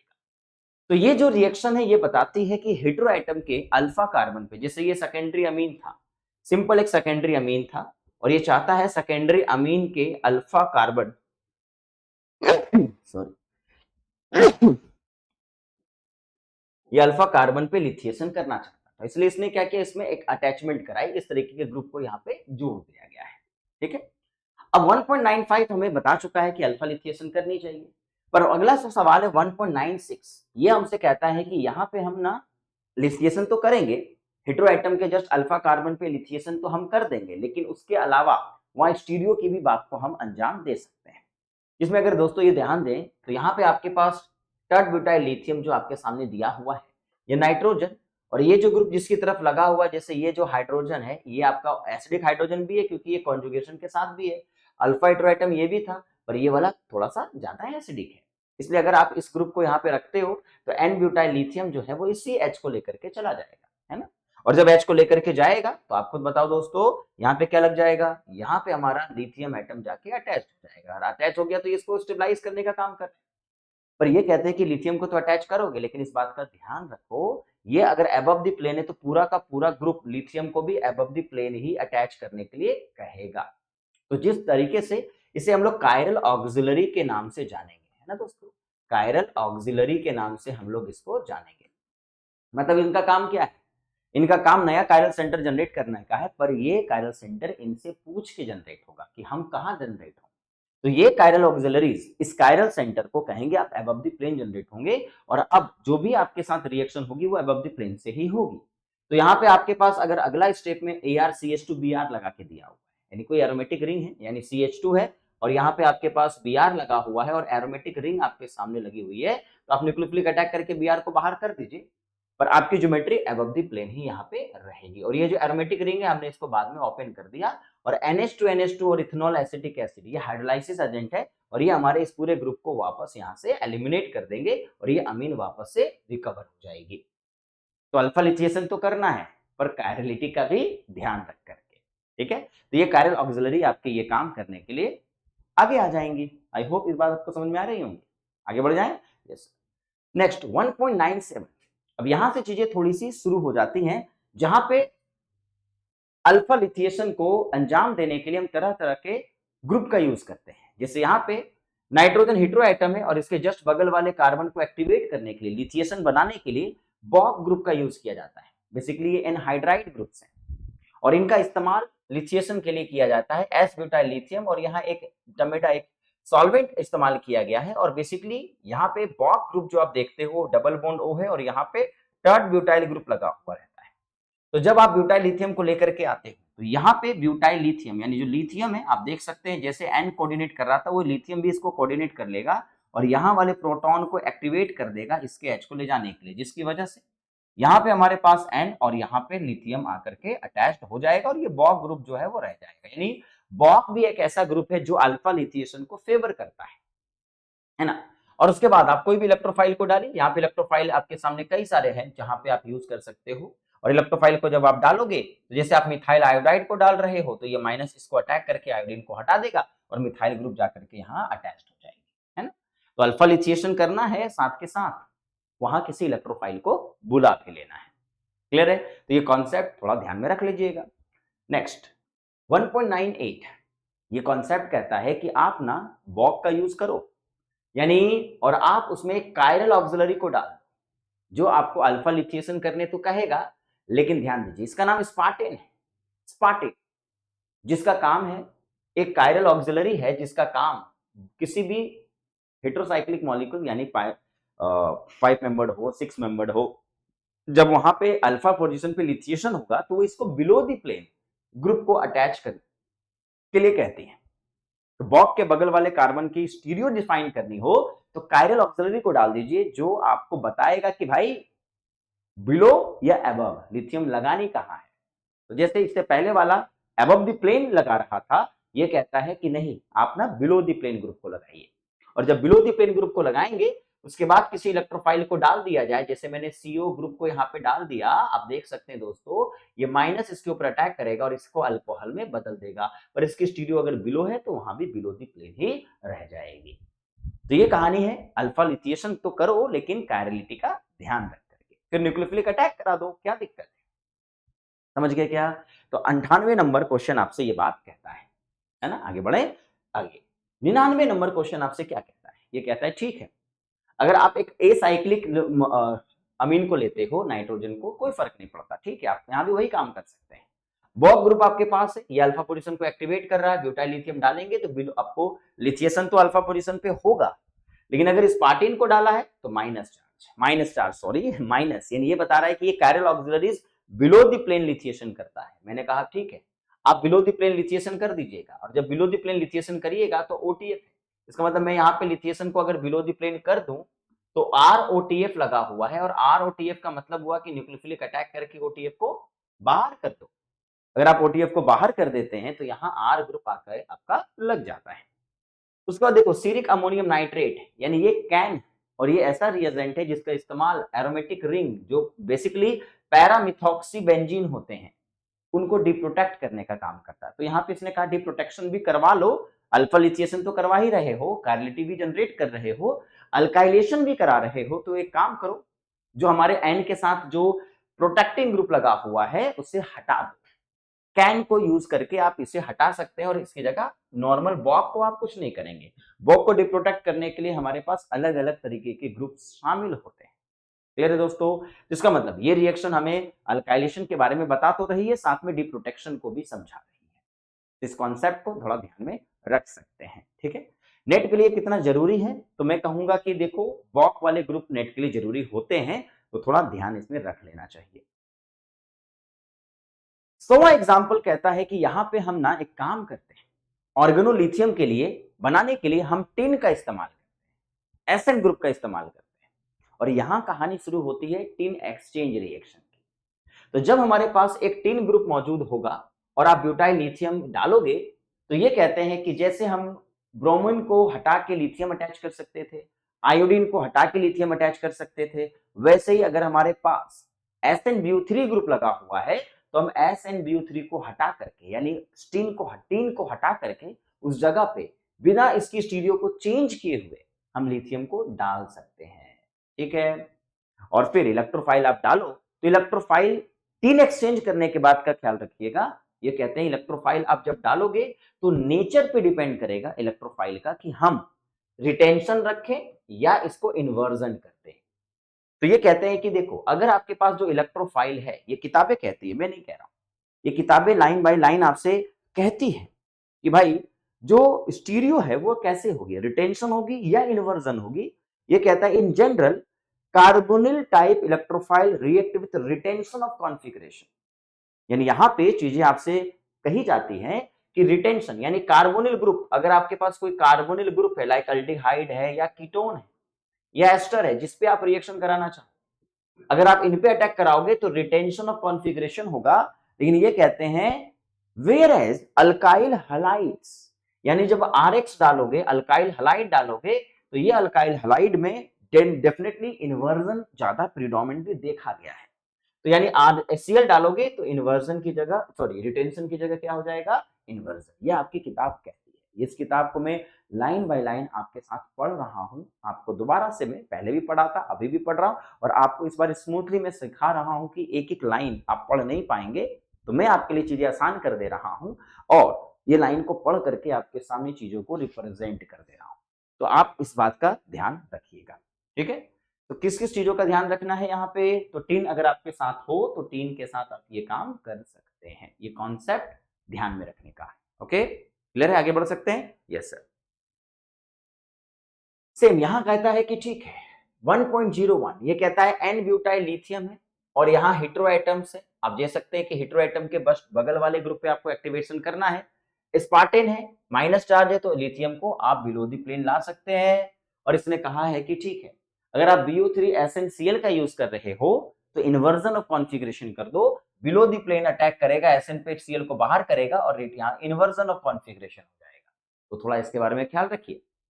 और यहाँ पे इसने कहा कि आप टाइटेनियम का इस्तेमाल अगर करते हैं BO3SnCl को डाल करके, तो ये कहानी शुरू हो जाती है। जो माइनस चार्ज है, आप देखिए दोस्तों, ये जो माइनस चार्ज है, इसने कहा है कि अगर आप टाइटेनियम का यूज करते हैं और फिर BO3SnCl को डालते हैं तो ये माइनस चार्ज ना रेजोनेंस करके अटैक करती है। यानी यहाँ पे अटैक इस तरीके की होगी, माइनस यहाँ आएगा और यहाँ से माइनस चार्ज जो होगा वो अटैक करने के लिए चला जाएगा, डबल बॉन्ड और यहाँ माइनस बनेगा और BO3Cl यहाँ जाकर के लग जाएगी। तो टाइटेनियम का यूज करेंगे तो एक तरीके से समझो कॉन्जुगेट सब्स्टिट्यूशन होगा, और अगर हम बिना टाइटेनियम का यूज कर रहे हैं तो डायरेक्ट सब्स्टिट्यूशन हो रहा है। तो ये कहते हैं कि भैया टाइटेनियम का यूज कर देते हैं तो ये जो माइनस है लिथियम है ये रेजोनेंस करके इस कार्बन से अटैचमेंट करता है और बिना टाइटेनियम के ये डायरेक्ट अटैचमेंट करता है, जो आपको स्टीरियो में दिख रहा होगा, है ना दोस्तों। तो ये दोनों बातें आपको ख्याल रखनी है, ठीक है। 1.01 ये कहता है, पर हम सब लेंगे, लेकिन लास्ट में हम इस बातों को देखेंगे कि भाई कौन सा कॉन्सेप्ट हमारे लिए स्ट्रांगली जरूरत है, हमें उसको फिल्टराइज एक बार फिल्टर करना पड़ेगा। पर एक बार सब कुछ पढ़ लेते हैं, फिर मैं आपको हर एक चैप्टर के वो इंपॉर्टेंट कॉन्सेप्ट को समराइज कर दूंगा एक वीडियो में, जिसमें आप सारी बातों को नहीं पढ़ना चाहें तो कुछ बातें हैं जो याद रखने वाले हैं। लेकिन कुछ लोग इंटरेस्टेड होते हैं कि सर मुझे हर एक सवाल का जवाब चाहिए, तो उसके लिए ये पूरा कॉन्सेप्ट आपको मैं डिटेल में समझा रहा हूं, ठीक है दोस्तों। चलिए आगे बढ़ते हैं। अगला सवाल है कि चलो अब तो चीजें बदल गई हैं, अब हेटेरो एटम हमारा सल्फर आ गया है और ऑक्सीजन हो नाइट्रोजन हो, अब सल्फर की कहानी। और सल्फर कहता है कि हम ना बगल में लिथियम को यूं चुटकी में बना देते हैं, क्योंकि अगर एक सल्फर होता है तो सल्फर के बगल वाले कार्बन का जो प्रोटॉन है ये काफी ज्यादा एसिडिक माना जाता है, क्योंकि आपको बताया गया है कि अगर यहाँ कार्बन पे माइनस चार्ज क्रिएट होता है तो सल्फर के जो वैकेंट डी ऑर्बिटल्स होते हैं वो इनको बहुत बढ़िया से स्टेबलाइज कर देते हैं। इसलिए सल्फर के अल्फा कार्बन पे लिथिएशन करना बड़ा सिंपल सी स्टोरी है। तो यहाँ वही कहानी शुरू होती है, कहता है एन ब्यूटाइल लिथियम आया है और ये एक तरीके का समझ लो बेस भी है जो H को एक्सेप्ट करके लिथियम को वापस वहां ट्रांसफर कर देता है। तो सल्फर कहता है कि हमारे बगल वाला जो प्रोटॉन है इसको आप आराम से एक्सेप्ट कर सकते हैं और इसकी जगह लिथियम को जोड़ सकते हैं। हमने कहा बिल्कुल क्लियर है, कोई समस्या नहीं है। बोले इसके बाद अगर आप चाहें तो अगर किसी हेलोअल्केन को डाल रहे हो तो अलाइलिक ग्रुप पे हम सब्स्टिट्यूट करके Cl को बाहर कर सकते हैं। तो ये वही स्ट्रक्चर हमारे सामने बना हुआ है, इसने इसके ऊपर अटैक किया और ये पूरा का पूरा स्ट्रक्चर हमारे सामने बनके तैयार हो गया है। उसके बाद इसने कहा कि आप सल्फर को यहां से हटा सकते हैं, डीसल्फराइजेशन कर सकते हैं। अगर आपके मॉलिक्यूल में सल्फर है तो आप इसको कई तरीके से हटा सकते हैं। पहला है इसने कहा रिडक्शन करके, लिथियम को डाल दीजिए और ये लिथियम इसको यहां से रिमूव कर देगा और यहाँ H लगा देगा। तो सल्फर कार्बन सल्फर के बॉन्ड को हम ब्रेक डाउन कर सकते हैं विद रिडक्टिव एलिमिनेशन, यानी मेटल को हम यहां डाल दें, सल्फर और कार्बन के बॉन्ड को तोड़ दिया जा सकता है, ठीक है दोस्तों। और फिलहाल अलाइलिक बॉन्ड को तोड़ना और बेंजाइलिक बॉन्ड को तोड़ना ज्यादा बेहतर होता है। जैसे अगर हमारे पास कोई बेंजीन का ग्रुप लगा हुआ है और बेंजाइलिक पोजीशन पे SR लगा हुआ है तो समझिए इस बॉन्ड को तोड़ना हमारे लिए आसान है। अगर कोई सल्फर है और यहाँ पे हमारे अलाइलिक पोजीशन लगे हुए हैं तो इस बॉन्ड को तोड़ना यहाँ पे आसान होता है। बस यही कहानी है, ये अलाइलिक पोजीशन पे हमारा ग्रुप लगा हुआ था इसलिए इसको तोड़ पाना हमारे लिए आसान था, है ना। इसको हम रिडक्टिव डिप्रोटेक्शन भी कह सकते हैं। 102 हमें यह समझाता है कि आप सल्फर के अल्फा पोजीशन पे एसिडिक प्रोटॉन को यूज कर सकते हैं। अब इन्होंने कहा कि ठीक है आप एक काम करिए, सल्फर को ना थोड़ा एक्टिवेट करने का काम करते हैं। आप सल्फर पे पॉजिटिव चार्ज बना के अगर यूज करोगे तो उसके अल्फा कार्बन को आप बहुत जल्दी डिप्रोटोनेशन कर सकते हो। तो यहाँ पे आपके पास सल्फर पे पॉजिटिव और मिथाइल लगा हुआ है और यहाँ पे पॉजिटिव चार्ज ऑलरेडी मौजूद है, तो बगल वाले अल्फा कार्बन को अगर आप बेसिक कंडीशन के साथ रख दोगे तो ये तुरंत इस H को बाहर निकाल देगा और यहाँ क्रिएट कर देगा माइनस। अब ये ज्यूटर आयन बन चुके हैं, इसको हम लोग सल्फोनियम इलाइड कहते हैं, इलाइड्स ऑफ सल्फर कहा जाता है, इलाइड्स जहां प्लस और माइनस दोनों एडजेसेंट पोजीशंस पे हो। तो इनका इस्तेमाल, कार्बोनाइन का इस्तेमाल आगे चल के हम किसी न्यूक्लियोफिलिक ग्रुप की तरह करेंगे, कहीं पॉजिटिव सेंटर दिखे वहां अटैक कर सकते हैं। ये कहता है कि देखो सल्फर पे पॉजिटिव बनाने के तरीके कई सारे हैं। एक तरीका ये है कि जो मॉलिक्यूल बना होगा ये सबसे पहले कैसे बना होगा, आपके पास एक सिंपल डाइमिथाइल सल्फाइड होगा और ये जो CH3 आपने डाला है ना, ये सिंपल पहले आपने मिथाइल आयोडाइड लिया होगा और ये लोन पेयर इसके ऊपर अटैक करके इसको बाहर किया होगा और तब जाके सल्फर के ऊपर अब 3 ग्रुप लगे होंगे, एक पे प्लस बन गया होगा, यही वाला ये बन के तैयार है कि नहीं। पर दूसरा एग्जांपल ये कहता है कि भाई देखो यहाँ पे हो सकता है आपके पास सल्फर हो और 2 पीएच ग्रुप लगे हुए हो इसमें, नो डाउट, लेकिन यहाँ पे आपके पास ये जो सोर्स है जिसमें आपके पास CN2 ग्रुप लगा हुआ रहता है और COMe ग्रुप यहाँ पे मान के चलो लगे हुए हैं, जब आप इसको लाइट के प्रेजेंस में या हीट करते हो या कॉपर या Ag के प्रेजेंस में रखते हो तो यहाँ से N2 बाहर निकल जाती है और ये कार्बीन बन जाता है। और कार्बीन जो होता है वो सल्फर के सामने जब आता है तो ये इसके सल्फर अपना लोन पेयर देके इसको स्टेबलाइज कर देता है और जब इसको स्टेबलाइज करता है दोस्तों तो ये क्या बन जाता है, ये लोन पेयर देते ही सल्फर पे चार्ज क्या डेवलप हो जाएगा बताओ, पॉजिटिव। और जो कार्बीन है वो न्यूट्रल थी, अगर वो इलेक्ट्रॉन लेती है तो वो माइनस बन जाती है। तो यानी कार्बन का माइनस यानी कार्बन पे लाइट बनाना, सल्फर की लाइट बनाने के लिए इसने कहा है कि आप डायरेक्टली कार्बीन के सोर्स को सल्फर के साथ रिएक्ट करा सकते हो, जिससे हमारे सामने कार्बीन जब जनरेट होगा जो एक न्यूट्रल स्पेसीज है, इलेक्ट्रॉन डेफिशिएंट है, उसको लोन पेयर दे करके हम पॉजिटिव और नेगेटिव में कन्वर्ट कर सकते हैं। तो ये कहानी हमारे सामने आ सकती है, तो वही यहाँ पे इन्होंने बनाया है।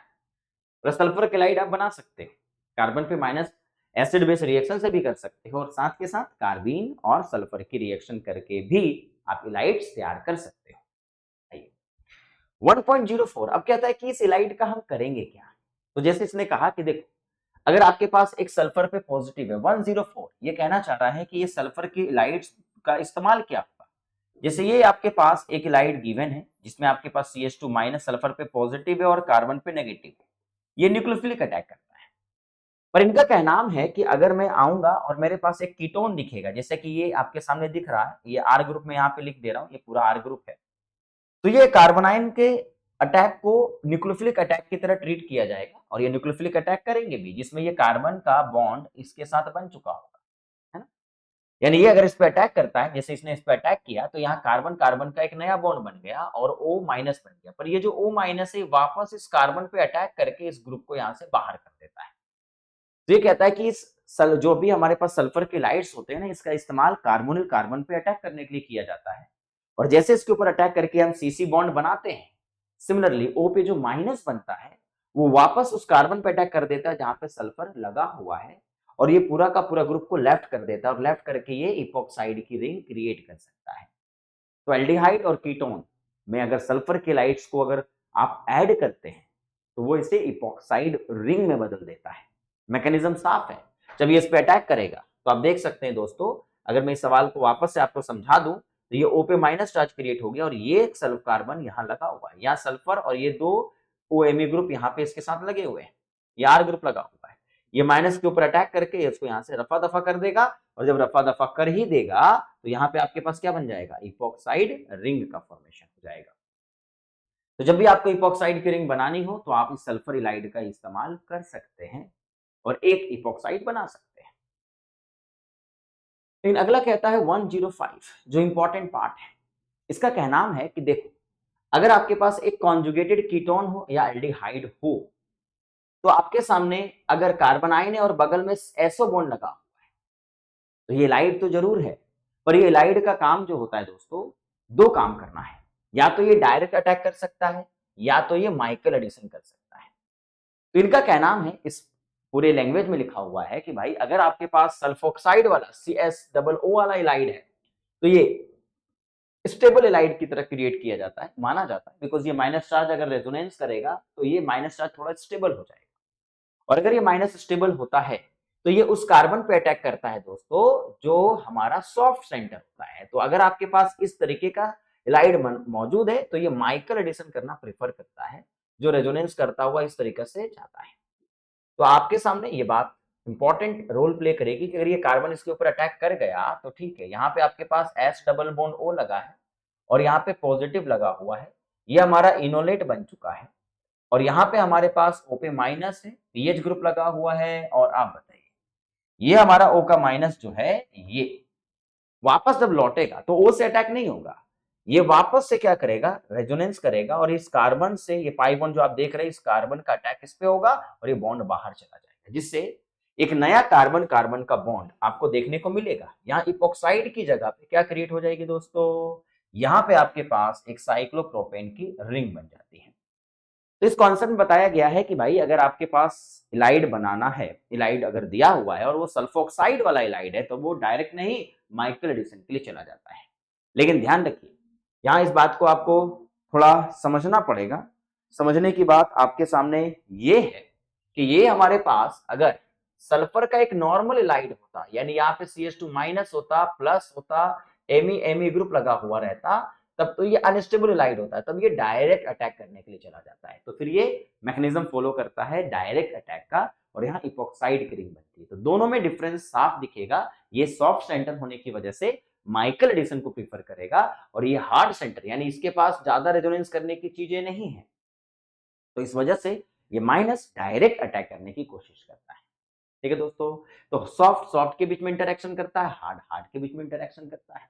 तो दोनों की अपनी अपनी स्टोरी होती है। तो 105वां एग्जांपल आपसे ये बात कहता है।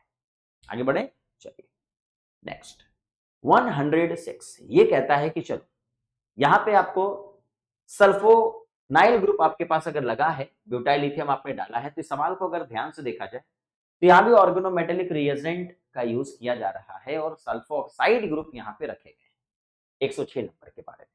तो पहले सवाल को ध्यान से देखिए, ये कहना चाहता है कि भैया एस ब्यूटाइल लिथियम को लाओगे तो ये एक बेस है और जो सल्फर के एसिडिक प्रोटॉन है आप यहाँ इसका इस्तेमाल कर सकते हो और अब इस माइनस को तुम बनाओगे, उसके बाद अगर एल्डिहाइड को डालोगे तो ये एल्डिहाइड के ऊपर अटैक कर देगा और जब अटैक करेगा तो ये कार्बन और ये एल्डिहाइडिक कार्बन एक अल्कोहल और एक सल्फोनाइल ग्रुप यहाँ पे क्रिएट कर सकते हैं।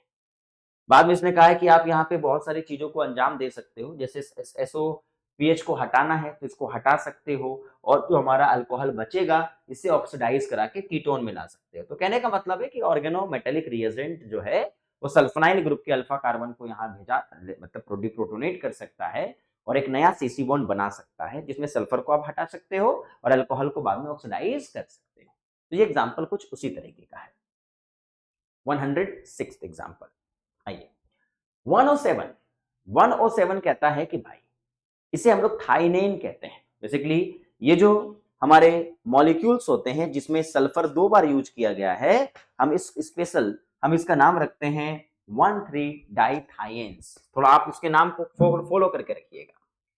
ये किताबें कहती हैं कि भाई साहब ये आपका 1,2,1,3 डाइथाइंस होता है, डाइथाइंस कहते हैं इसको, हम लोग डाइथाइंस कहते हैं, थाइंस। अब यहाँ पे क्या होता है, इस 1,3 डाइथाइंस की सबसे खासियत ये है कि भाई दो सल्फर के बीच वाला जो कार्बन आप देख रहे हो, दो सल्फर के बीच वाला जो हमारा कार्बन होगा, ये दो सल्फर के बीच वाला कार्बन थोड़ा ज्यादा एसिडिक होगा। अगर एन ब्यूटाइल लिथियम डालोगे तो ये आपका कार्बोनाइन क्रिएट कर देगा और फिर ये कार्बोनाइन इस पे अटैक करके बीआर को बाहर कर सकता है ना। तो ये डाइथाइंस की एसिडिक प्रॉपर्टी थोड़ी ज्यादा हाई रहती है एज कंपेयर टू केवल एक मोनोसल्फर वाले मॉलिक्यूल से, क्योंकि अगर दोनों तरफ सल्फर हो और बीच में कार्बन आयन बना हुआ हो तो वो ज्यादा स्टेबल हो, देखो दोनों तरफ से इसको स्टेबिलिटी मिलेगी। अब ये माइनस इसके ऊपर अगर अटैक करके बीआर को रिमूव कर देगा तो सब्स्टिट्यूशन हो गया। अब ये कहता है कि आप इस डाइथाइंस को ना समझिए तो एक तरीके का रिएजेंट है जिसका इस्तेमाल प्रोडक्ट बनाना तो है, बाद में सल्फर सल्फर के बॉन्ड को हम तोड़ सकते हैं, जैसे इसने हाइड्रोलिसिस कर दी है, जिससे ये जो कार्बन पे दो सल्फर लगा है ये दोनों यहाँ से बाहर निकल जाएगा और जिस कार्बन पे दोनों सल्फर बाहर निकलेंगे उस कार्बन पे डबल O क्रिएट हो जाएगा। अगर पहले से यहाँ पे H है तो यहाँ पे H ही रह जाएगा, इसका मतलब ये हमारा अल्डिहाइड बनके तैयार हो जाएगा। तो इसने कहा कि भाई अल्डिहाइड हमारे यहाँ पे बन चुके हैं, है ना, तो थाइंस यूज किया जा सकता है। तो इसी तरीके से हमारा अगला एग्जांपल था 108। ये सिंपली वही कहता है कि s butyl lithium n butyl lithium तुम डाल रहे हो थाइएंस है और यहाँ एसिडिक प्रोटॉन है, माइनस चार्ज क्रिएट होगा और ये माइनस इस कार्बन पे अटैक करके बॉन्ड को ओपन कर देगा, जिससे इस कार्बन कार्बन के बीच में एक नया बॉन्ड बन चुका होगा। पर यहाँ स्टीरियो देखो जरा बच्चों, कहता है कि भैया देखो ये जो जंक्शन है ना, ये जंक्शन अबव द प्लेन है। तो जब भी आपके पास 5 मेंबर की रिंग्स अगर मौजूद हो तो इस बात का ख्याल रखिएगा, जो जंक्शन होती है उसकी स्टीरियो जो होती है उसी स्टीरियो के थ्रू अटैक होता है। अगर जंक्शन हमारा अबव है तो जो भी हमारा न्यूक्लियोफाइल आएगा वो अबव द प्लेन अटैक करेगा। अगर जंक्शन बिलो द प्लेन होता, एच बिलो द प्लेन होते तो अटैक बिलो द प्लेन से होता है।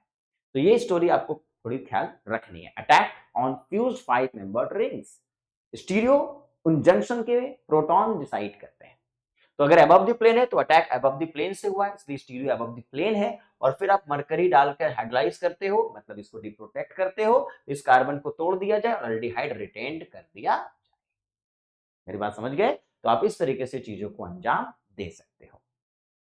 इंपॉर्टेंट कॉन्सेप्ट है, ऐसे क्वेश्चन की प्रैक्टिस रखिए ताकि एग्जाम में पता नहीं पार्ट सी में जो 20 सवाल आते हैं उनमें से आप कितने सवाल इस कॉन्सेप्ट से, इस तरीके से हम पूरा कैरोथर के कॉन्सेप्ट को अगर अच्छे से कवर कर लेते हैं और इंपॉर्टेंट पॉइंट जो मैं आपको बोल रहा हूं उसको अगर आप ध्यान रख लेते हो तो आपकी ऑर्गेनिक में पार्ट सी में बहुत सारे क्वेश्चन आप कैरोथर की किताब के कॉन्सेप्ट से कर सकते हो। ठीक है, आगे बढ़ते हैं।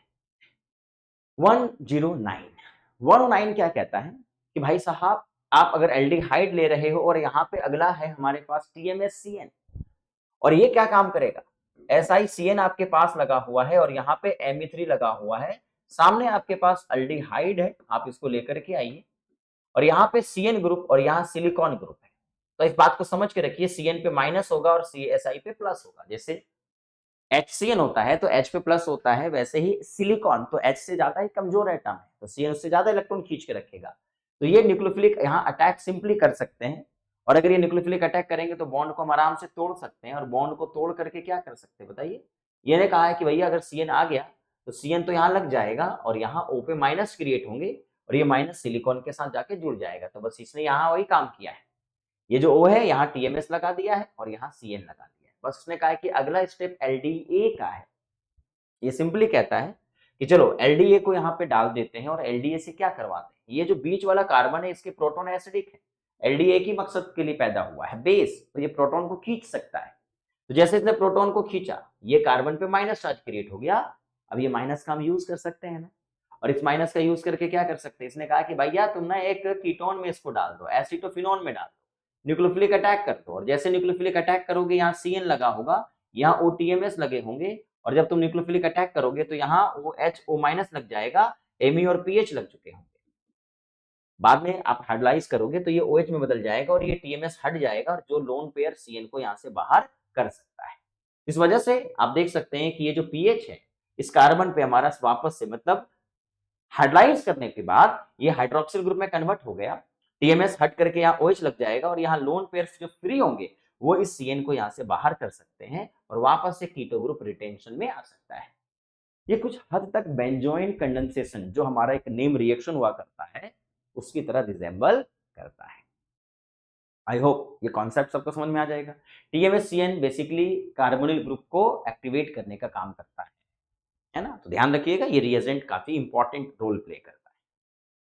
आगे बढ़ सकते हैं, आइए 110 110वां एग्जाम्पल कैरोथर का हमसे कहता है कि चलो अब बहुत हो गई सल्फर वाली कहानी, अब ऑक्सीजन की कहानी पे वापस लौटते हैं। ऑक्सीजन का जो अल्फा कार्बन है, यस, ये आपके लोन पेयर इस कार्बन को, इस प्रोटॉन को बहुत ज्यादा फिसाइल बना देंगे, हेटेरो एटम के अल्फा कार्बन जो कहते हैं। तो यहाँ पे टट ब्यूटाइल लिथियम को डालोगे तो ये लिथियम इस H को बाहर ले जाएगा ब्यूटाइल ग्रुप और यहाँ लिथियम छोड़ जाएगा। ठीक है, अब इस लिथियम का आप इस्तेमाल करिए। ये कहता है कि आप अगर अलाइलिक सब्स्टिट्यूशन करके Br को बाहर कर देते हैं तो डबल बॉन्ड OMe ग्रुप लग गया और यहाँ अलाइलिक ग्रुप जाकर के मतलब एक सिंपल अलाइलिक सब्स्टिट्यूशन हो गई। बाद में जब तुम इसमें एसिडिक कंडीशन को डालते हो तो ये जो विनाइलिक ईथर है, यहाँ OMe ग्रुप है जिसे विनाइलिक ईथर, और विनाइलिक ईथर क्या होता है, एसिडिक कंडीशन जब डालते हैं तो ये H और Cl मान के चलिए ये बॉन्ड को इस तरीके से तोड़ देते हैं और जब ये तोड़ देते हैं तो यहाँ पे आपके पास हमेशा याद रखिए विनाइलिक ईथर में OH बन जाता है, जो OH कीटो फॉर्म में वापस लौट आता है, यानी ये कीटो फॉर्म में वापस लौट आते हैं, इसलिए ये वापस से कीटो फॉर्म में लौट आते हैं। मेरी बात समझ गए? हाँ जी सर। तो आपके पास विनाइलिक ईथर, ये वेरी वेरी इंपॉर्टेंट है, यानी विनाइलिक ईथर अगर आपको कभी मिल जाए रास्ते में तो उसका काम कीटोन बनाना होगा आगे चल के, बिकॉज उसको हाइड्रोलाइज किया जाएगा और वो इनॉल में कन्वर्ट होंगे और फिर वो इनॉल आपके कीटो फॉर्म में बदल जाएंगे, है ना दोस्तों। तो इसका मतलब ये कीटो फॉर्म बन गया। इन्होंने कहा कि अगर आप इसी ऑर्गेनोलिथियम का अल्डिहाइड में यूज करें तो क्या होगा, तो अल्डिहाइड में जब यूज करेंगे दोस्तों तो क्या होगा बताओ, ये माइनस इस कार्बोनिल कार्बन पे अटैक करके बॉन्ड को ओपन कर देगा।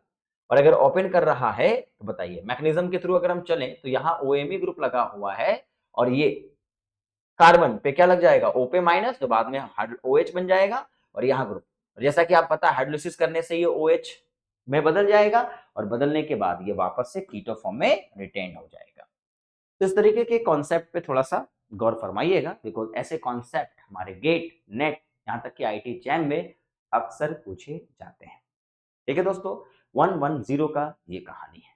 आगे बढ़े। हाँ जी सर। 111 111 सवाल हमारे लिए एक नया रोल प्ले करता है, कहता है कि देखो ये कहानी है नाइट्रो ग्रुप्स की। आइए थोड़ा सा यहाँ पे बदलाव आ रहा है, ऑर्गेनोमेटेलिक रिएजेंट को थोड़ी देर के लिए यहाँ पे रफा कर दिया गया है इन सवालों में, बस ये थोड़ा सा अलग से कुछ क्वेश्चन कह दिए गए हैं कि जब आप यहाँ पे एक बेस डालोगे, आइसोप्रोपाइल अमीन है और NO2 होगा, तो इसके अल्फा पोजीशन वाले प्रोटॉन एसिडिक होंगे, जैसा कि आप निकाल पाओगे, प्रोटॉन को बाहर निकाल पाओगे। और ये जो माइनस आप देख रहे हो इसका काम है इस माइनस चार्ज का माइकल एडिशन की तरह अटैक करना, जिसकी वजह से ये एक माइकल एडिशन रिएक्शन होगी। जो NO2 ग्रुप आप देख रहे हो और ये जो कार्बन आप देख रहे हो, ये दोनों एक दूसरे के साथ अटैच हो गए, this is a Michael addition reaction. Clear है? उसके बाद यहाँ पे टाइटेनियम क्लोराइड और वाटर डाइमिथॉक्सी मीथेन के प्रेजेंस में अगर डाला जाए टाइटेनियम क्लोराइड या HNO3, तो ये हमारे इस NO2 को कीटो फॉर्म में बदल देते हैं। इसको नेफ रिएक्शन के नाम से जाना जाता है, नाइट्रो को कीटो फॉर्म में बदल देना। एक कार्बन चेन यहाँ एक्स्ट्रा नहीं आ रहा है, जिस कार्बन पे NO लगा हुआ है हटा करके केवल O लगा देना, तो ये आपका एक नेफ रिएक्शन हो गया है। एंड देन आफ्टर अगर आप इसमें बेस डाल दोगे तो ये बेस एक अल्डोल कंडेंसेशन रिएक्शन बन जाएगी, बिकॉज डाई कीटोन होंगे और जैसे आप इसमें बेस को डालोगे तो ये माइनस है और ये माइनस इसके ऊपर अटैक कर देगा 1 2 3 4 एंड 5, और ये 5 मेंबर्ड की रिंग यहाँ पे आपको देखने को मिल जाएगी, है ना। तो इस रिएक्शन में क्या हो रहा है, अल्डोल कंडेंसेशन। ये 5 कार्बन की चेन आपको यहाँ देखने को मिल गई है, इसको 1 मान लीजिए। तो अगर 1 मान लेंगे तो 1 और 5 के बीच में बॉन्डिंग हो चुकी है, कीटो फॉर्म आपका लगा हुआ है, 3 4 जो भी लगा हुआ है। और यहाँ आपके पास ये कह रहा है कि ये ट्रिपल बॉन्ड आपके सामने बनी हुई है और यहाँ कार्बन चेन O है माइनस और यहाँ मिथाइल, बिकॉज आप 5वें नंबर पे अटैक करोगे, बाद में ये OH बना हुआ है और यहाँ पे हाइड्रोक्सी ग्रुप बन जाएंगे और बाद में हम यहाँ से क्या करेंगे, इसको डिहाइड्रो मतलब हाइड्रोलाइसिस कर देते हैं। कंडेंसेशन में क्या होता है, प्रोटॉन वापस से निकाला जाता है और डिहाइड्रोलिसिस यहाँ पे हो जाती है, जिससे आपके पास यहाँ डबल बॉन्ड O बन जाएगा। This is the aldol condensation. उसके बाद इसने कहा है कि H2 कैटलिस्ट है, जो आपको बताना चाह रहा है। H2 कैटलिस्ट का मतलब हुआ कि ये एक लिंडलार कैटलिस्ट है। और लिंडलार कैटलिस्ट मतलब क्या होता है, H2PDBSO4, जो हमारे इस अल्काइन को जो आप देख रहे हो सेलेक्टिवली रिड्यूस करता है इन प्रेजेंस ऑफ अल्कीन और वो उसे सिस अल्कीन में बदल देता है। तो यहां इसने सिस अल्कीन में इसको बदल दिया है। तो aldol condensation and selective reduction, साथ के साथ स्टीरियो सेलेक्टिव रिडक्शन की सिस ट्रांस में सिस ही बनाना है। तो ये सवाल आपको काफी हद तक काफी कुछ सिखाता है। Michael addition of NO2 group and then after Nef reaction diketo species create करना एंड देन अल्डोल कंडेंसेशन करना एंड देन हाइड्रोजिनेशन करना सेलेक्टिवली फॉर अल्काइंस। मेरे हिसाब से ये सारी चीजें हमारे जहन में बैठ जानी चाहिए। ओके, 111 के बाद अगला है 112। ये भी कहता है कि देखो यहाँ पे कहानी है ब्यूटाइल लिथियम की, और ब्यूटाइल लिथियम के सामने अगर आप टर्मिनल अल्काइन भी रखते हो, यहां तक कि आप जानते हैं कि जो अल्काइंस होते हैं उनके जो प्रोटॉन होते हैं वो भी एसिडिक होते हैं। तो अगर आप इस प्रोटॉन को बाहर निकालना चाहते हो तो बाहर निकाल सकते हो और यहाँ पे क्या क्रिएट कर सकते हो, माइनस। तो यानी H को हटा के आप यहाँ लिथियम लगा सकते हो, इसी माइनस का इस्तेमाल करके हम सब्स्टिट्यूशन को अंजाम दे सकते हैं। तो आप ट्रिपल बॉन्ड यहाँ लगा दिए, सब्स्टिट्यूशन आपने यहाँ पे करवा दिया। तो यहाँ अल्काइन के भी प्रोटॉन को अल्काइल लिथियम जो होंगे वो डिप्रोटोनेट कर देंगे और फिर हम उनका इस्तेमाल आगे की रिएक्शनों के लिए कर सकते हैं। ठीक है दोस्तों, आगे बढ़ते हैं। 113 सेम यही सवाल पूछा गया है कि भाई एन ब्यूटाइल लिथियम अगर आप यहाँ डालते हो तो यहाँ आप क्या काम कर सकते हो। तो ये एसिडिक प्रोटॉन आप देख रहे हो अल्काइन का, आप इसको बाहर निकाल सकते हो। और जैसे यहाँ पे लिथियम आया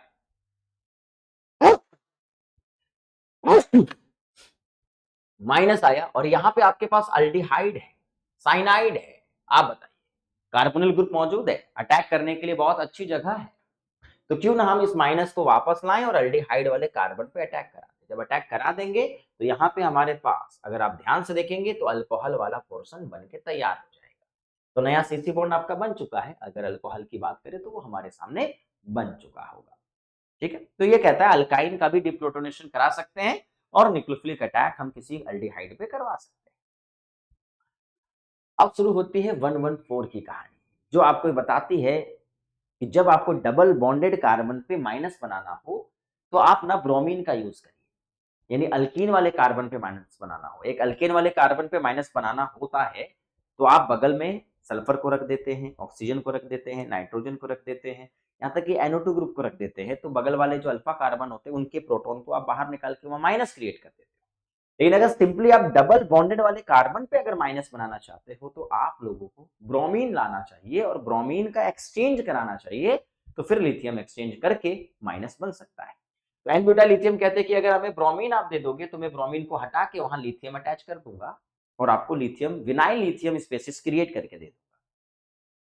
जैसे पर स्टीरियो पे ध्यान रखिए, अगर आपकी जो स्टीरियो है जैसे ये आपका Br Me और Me के ट्रांसफॉर्म में रहने के बाद है तो ये वापस से ट्रांसफॉर्म में ही रहेंगे।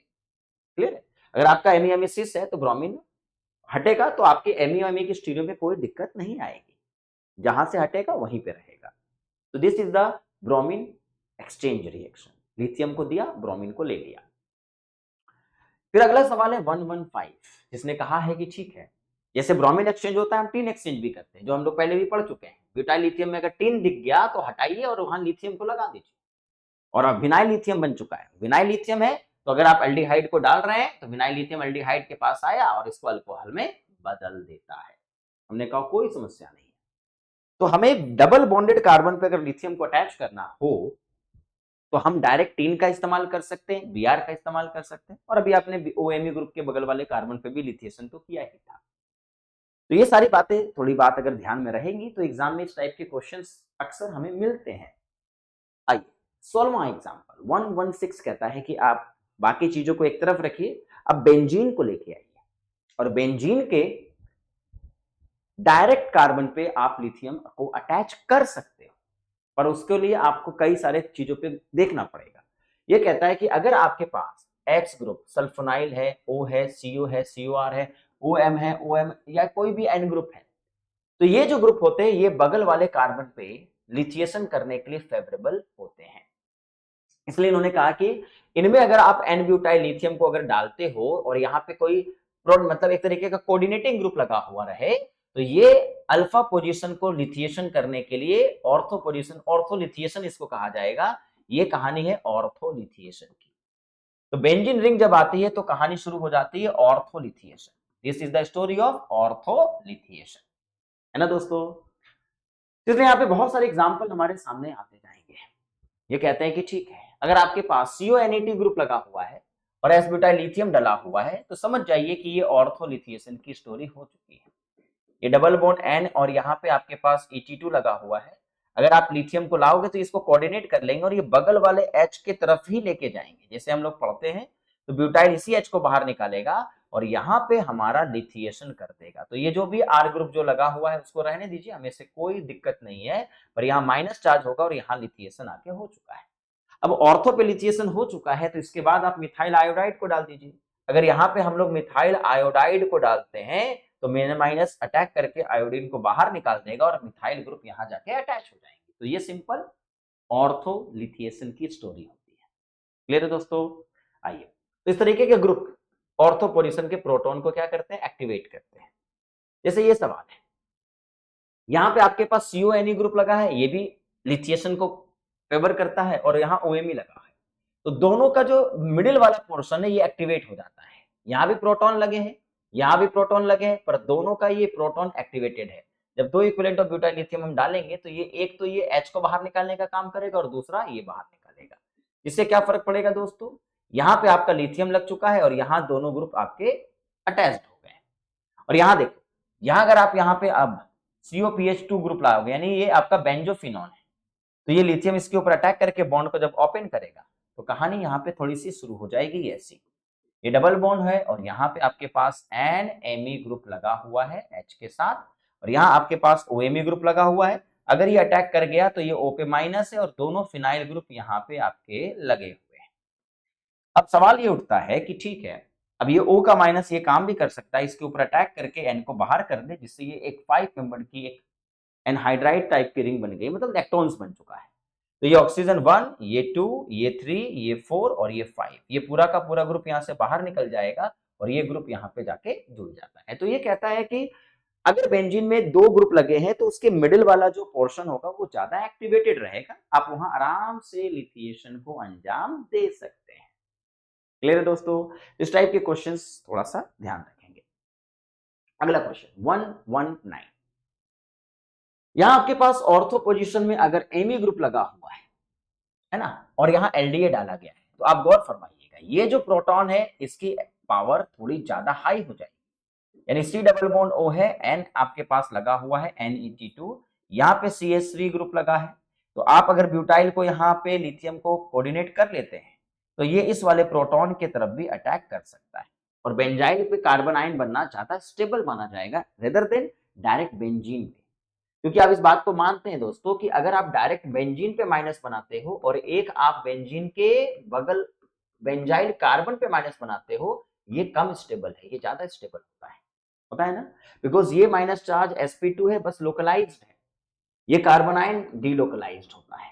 तो sp2 ये भी है और ये भी डीलोकलाइज्ड है। तो अगर ऐसा कंडीशन आ गया कि भैया ऑर्थो पे मिथाइल ग्रुप लगा हुआ है, हम मिथाइल वाले प्रोटॉन को बाहर निकालेंगे। और अब प्रोडक्ट कहां बनेगा बताओ सभी लोग? हाँ जी सर, यहाँ जो हमारा स्ट्रक्चर है सी डबल बॉन्ड ONE2 है, रहने दीजिए, और यहाँ पे आपका CH2 माइनस क्रिएट हो गया है, और अब आपने यहाँ अल्डिहाइड रख दिया है। तो आप बताओ अल्डिहाइड रखने से क्या होगा?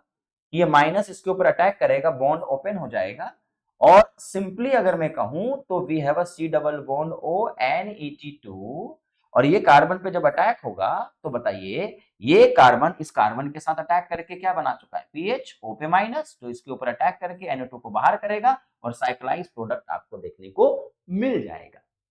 ठीक है, तो आप इस पे थोड़ा सा खासा ध्यान रख सकते हैं। ओके दोस्तों, आई होप ये सवाल आपको समझ में आ रहा होगा।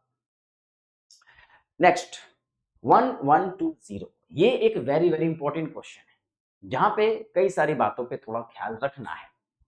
इनका क्या नाम है कि देखो, अगर आप यहाँ पे ये ग्रुप को यूज कर रहे हो और यहाँ एस ब्यूटाइल लिथियम डालोगे तो डेफिनेटली ये वाला जो पोर्शन है तो एसिडिक है, यहाँ पे आपका ब्यूटाइल लिथियम इसका लिथिएशन कर ही देगा, यानी ऑर्थोलिथिएशन आपका यहाँ पे हो जाएगा। और जब ऑर्थोलिथिएशन होगा, इसने कहा कि देखो आप सिंपली ऑर्थोलिथिएशन करा दो। ठीक है, मैंने ऑर्थोलिथिएशन करा दिया, और अगर आप डीएमएफ को डाल देते हो, लिथिएशन कराने के बाद तुरंत डीएमएफ को डाल देते हो, डीएमएफ एक फॉर्मामाइड होता है जिसका काम होता है फॉर्माइलेशन करना, यानी ये इसके ऊपर अटैक करके CHO ग्रुप को यहाँ इंट्रोड्यूस कर देते हैं।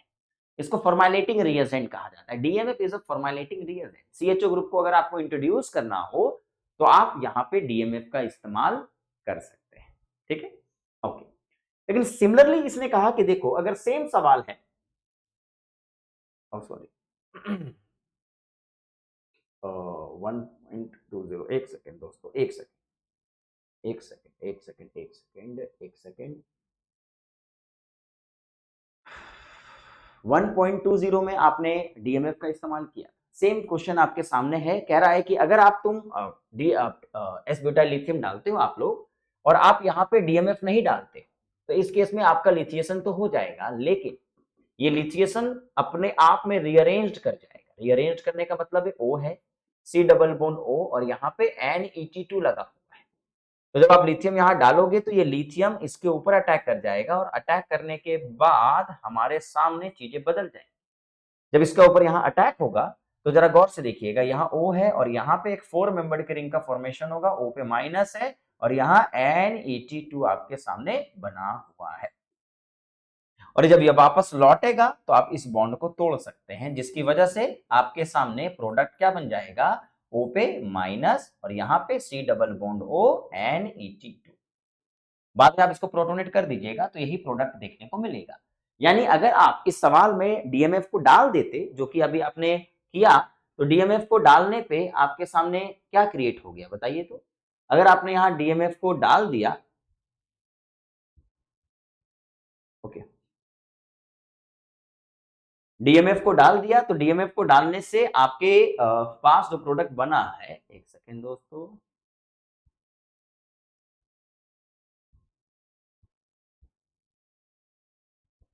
अच्छा थोड़ी सी गड़बड़ी यहाँ पे हो गई थी, ठीक है। अगर आपने डीएमएफ को डाल दिया था तो डीएमएफ को डालने से सीएचओ आ गया था, लेकिन जब आपने डीएमएफ को नहीं डाला, तो जैसा कि अभी मैंने आपको समझाया, डीएमएफ को नहीं डाला, तो डीएमएफ को नहीं डालने से मैकेनिज्म कुछ और हो गई है और आपके पास सीओईटी ग्रुप यहाँ जाके लग गया है। मैकेनिज्म भी मैंने समझाया आपको, अगले क्वेश्चन में इसको समझा चुका हूं मैं, है ना, क्लियर हो गया है। चलिए, तो इस तरीके के क्वेश्चन को डील करना हमारे लिए आसान हो जाएगा। अगला है 1.22। अब हम 24 तक के बारे में सोच चुके थे, तो 24 से क्वेश्चन को कर लेते हैं। यहाँ देखिए, एस ब्यूटाइल लिथियम है, ऑक्सीजन है, बगल वाला कार्बन, हेटेरो एटम के पड़ोसी वाले प्रोटॉन पे हमें फोकस करना है। जैसे ऑर्थोलिथिएशन है वैसे ही यहाँ पे हेटेरो एटम के जस्ट बगल वाले कार्बन के एच को लेकर के जाना हमारी जिम्मेदारी है, जिसमें आपका क्या होगा, लिथियम इसको कोऑर्डिनेट कर लेगा, समझ लो, ब्यूटाइल ग्रुप इसके साथ होगा, इसी एच को बाहर निकालना है। इसकी वजह से हमारे पास जो माइनस है वो यही क्रिएट होगा, लिथियम यहीं पे बनेगा, और आपके सामने अगर एल्डिहाइड गिवन है, पीएच और एच यहाँ पे गिवन है, तो आप क्या कर सकते हो, ये जो माइनस है इसके ऊपर अटैक कर जाएगा, और अटैक करने के बाद आप देख सकते हो दोस्तों, यहाँ पे आपके पास ओपे माइनस पीएच ग्रुप यानी हाइड्रोक्सी ग्रुप लग के तैयार है। तो ये प्रोडक्ट बनाना हमारे लिए कोई दिक्कत वाली बात नहीं है। इसी तरीके से सेम सल्फर ग्रुप अगर लगा है, एन ब्यूटाइल लिथियम डालोगे तो यहाँ माइनस बनेगा और ब्यूटाइल ग्रुप जाकर के यहाँ पे जुड़ जाएगा। तो ऑर्थोलिथिएशन की तरह जो 5 मेंबर की हेटेरोसाइक्लिक रिंग होती हैं, वो भी अपने बगल वाले कार्बन को एक्टिवेट कर देती हैं, ताकि वो इसको कोऑर्डिनेट कर देती है लिथियम को, और बगल वाला जो H है ब्यूटाइल ग्रुप के साथ रिएक्शन के लिए शामिल हो जाता है। लेकिन अगला जो है 1.23 इसको जरा गौर से देखिए। ये सिंपल भाषा में कहता है कि भाई देखो, ब्यूटाइल लिथियम अगर हमारे अंदर डालोगे, अगर हेलोजन मौजूद है, ब्रोमीन है या आयोडीन है, तो हम हेलोजन एक्सचेंज को फेवर करेंगे, ना कि हाइड्रोजन की रिएक्शन की तरफ हम आगे बढ़ेंगे। तो this is the important part. तो आप यहाँ पे ब्यूटाइल लिथियम को डाल दीजिए, और जैसे डालोगे तो यहाँ आपके पास हेलोजन एक्सचेंज होंगे और यहाँ लिथियम लग जाएगा, और यही लिथियम एल्डिहाइड पे अटैक कर जाएगा और ये अल्कोहल बना करके हमारे सामने मतलब प्रोड्यूस कर देगा। तो ऑर्थोलिथिएशन करना है मतलब हेलोजन एक्सचेंज करना है, या एसिड बेस रिएक्शन करना है, तो हेलोजन रिएक्शन की एक्सचेंज फास्ट होती है, ध्यान रखिएगा इस बात का। अब last question of the day 1.124, ये 124वां एग्जांपल, ऑर्गेनोलिथियम यहाँ पे फिनिश्ड होता है। ये कहता है कि ठीक है, मैं आपको एक सवाल दे रहा हूं, इस सवाल पे हम लोगों को थोड़ा ध्यान देना पड़ेगा। ये सवाल कहता है कि अगर आप एन ब्यूटाइल लिथियम को यहाँ पे अगर डालते हो, तो ये जो एन ब्यूटाइल लिथियम है ये आपके बेंजीन के साथ हेलोजन एक्सचेंज के लिए तैयार है।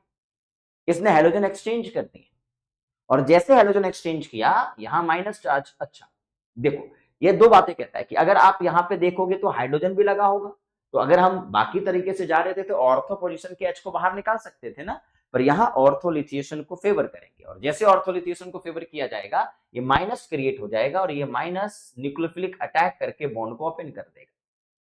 मेरी बात समझ पा रहे हैं? तो जब ये न्यूक्लियोफिलिक अटैक करेगा दोस्तों, तो आप देख सकते हैं न्यूक्लियोफिलिक अटैक करने से ये कार्बन जो है वो लेस स्टेरिकली हिंडेड कार्बन की तरफ से अटैक करेगा। तो जब नया बॉन्ड यहाँ पे बनेगा, तो ये हाइड्रोक्सी ग्रुप नीचे की तरफ आ चुका है। ओके, इपॉक्साइड की रिंग ओपनिंग हो गई है। उसके बाद यहाँ दो इक्विवेलेंट ऑफ ब्यूटाइल लिथियम दिया हुआ है, जिसका काम क्या होगा बताओ। ये वाला जो प्रोटॉन है मिडिल वाला, दो इक्विवेलेंट का मतलब एक बार इस H को बाहर निकाल सकते हैं आप, और दूसरी बार इनके बीच में जो H लगा है, आप यहाँ पे लिथिएशन भी कर सकते हैं। और आपने लिथिएशन कर दिया, उसके बाद कार्बन डाइऑक्साइड दिया है। आप बताइए, अगर कार्बन डाइऑक्साइड दिया तो ये कार्बोनाइन इस कार्बोनिल कार्बन पे अटैक करके बॉन्ड को ओपन कर सकता है। तो जब नया कार्बन कार्बन का बॉन्ड बनेगा, तो we have a COLI group जो यहाँ पे आके अटैक करके बन जाएगा। हाइड्रोक्सिल है। अब इसने कहा कि एसिडिक एनहाइड्राइड HCl और अमोनियम फ्लोराइड अगर हम डाल देते हैं, तो आप खुद बताओ, यहाँ पे जो हमारे पास ये जो कार्बोनिल ग्रुप लगा होगा और ये जो OH ग्रुप लगा होगा, ये आपस में रिएक्ट करके क्या कर देंगे, एस्टरिफिकेशन कर देंगे। समझ गए मेरी बात को? तो अल्कोहल और कार्बोक्सिलिक एसिड, जैसा कि आप सब लोग जानते हैं, अगर हमारे पास एक अल्कोहल है और एक तरफ कार्बोक्सिलिक एसिड है, आप सब लोग बताओ, ये हमारे पास क्या कर सकते हैं, रिएक्शन करके एस्टरिफिकेशन कर सकते हैं। तो एक ही मॉलिक्यूल में अल्कोहल और एक ही मॉलिक्यूल में अगर एसिड हो तो ये साइक्लाइजेशन रिएक्शन की बातचीत कर लेते हैं, साइक्लाइजेशन हमारा यहाँ पे हो जाता है। तो ये ऑर्गेनोलिथियम स्पेसीज आपके सामने कई सारी बातों को रिप्रेजेंट करता है कि भाई हम टीन एक्सचेंज से बनाई जा सकती हैं, हेलोजन एक्सचेंज से बनाई जा सकती हैं, हमारा न्यूक्लियोफिलिक अटैक हो सकता है, हम सल्फर के बगल में आ सकती हैं, कई तरीके की पॉसिबिलिटी हमारे सामने आती है। ये कहानी ऑर्गेनोलिथियम स्पेसीज की थी। ठीक है दोस्तों, तो ये कैरोथर सीरीज से मैंने आप सभी लोगों को ये बात समझा दिया कि हमारे लिए ऑर्गेनिक केमिस्ट्री जो है वो आसान बनाई जा सकती है अगर हम इसको अच्छे से पढ़ें तो दोस्तों, अगर आप ऑर्गेनिक केमिस्ट्री में थोड़े कमजोर महसूस करते हैं, अपने आप को थोड़ा कंफर्टेबल नहीं महसूस करते हैं, तो ऐसे केस में हमारे ध्रुव वेद एकेडमी के एप्लीकेशन पे ऑर्गेनिक केमिस्ट्री के रिगार्डिंग कई सारे कोर्स जो है वो रन है, चाहे वो रिकॉर्डेड हो या लाइव हो, अगर IIT जैम हो, CSIR नेट हो, गेट हो, किसी भी तरीके की कॉम्पिटिटिव एग्जाम जहां ऑर्गेनिक केमिस्ट्री पूछी जाती है MSc लेवल में और BSc लेवल में, उन तरीके के कोर्स हमारे एप्लीकेशन पे आपको अवेलेबल मिलते हैं। तो अगर आप ऑर्गेनिक को जीरो से स्टार्ट करना चाहते हैं, कॉन्सेप्ट को पढ़ना चाहते हैं, सिलसिलेवार कैसे ऑर्गेनिक को सीखना है, GOC को कैसे सीखना है, स्टीरियो कैसे सीखनी है, रिएक्शन की मैकेनिज्म कैसे अप्रोच करनी है, intermediate mechanism, name reaction, reagent, कोई भी टॉपिक पढ़ना हो, हमारे पास फुल कोर्स अवेलेबल है डिटेल्ड वर्जन में, तो आप उस लेवल की प्रिपरेशन कर सकते हैं। डिस्क्रिप्शन में एप्लीकेशन का लिंक गिवन है, कॉन्टैक्ट नंबर भी गिवन है, जब भी आपको कोई इंक्वायरी करनी हो आप कॉन्टैक्ट नंबर भी लेके पूछ सकते हैं, सवाल जवाब कर सकते हैं। ठीक है, आई होप आज का सेशन आपको अच्छा लगा होगा, और दोस्तों अगर सेशन अच्छा लगा है तो इस पूरे कॉन्सेप्ट को बनाने में काफी मेहनत लगती है, तो आपसे एक रिक्वेस्ट है कि आप इस सेशन को जरूर शेयर करिए, जो भी आपके पढ़ने वाले दोस्त हैं, ऑर्गेनिक जो समझना चाहते हैं, सीखना चाहते हैं, जिनको ऑर्गेनिक में डर लगता है, साथ के साथ सेशन अगर अच्छा लगे तो एक छोटी सी चीज है, लाइक जरूर करके जाएं सेशन को, ताकि आपके आने वाले जो दोस्त होंगे, आने वाले जो जूनियर्स होंगे, उनको पहले से पता चल जाए कि ये सेशन कैसा है। थैंक यू दोस्तों, आज के सेशन के लिए बहुत बहुत धन्यवाद। Thank you so much.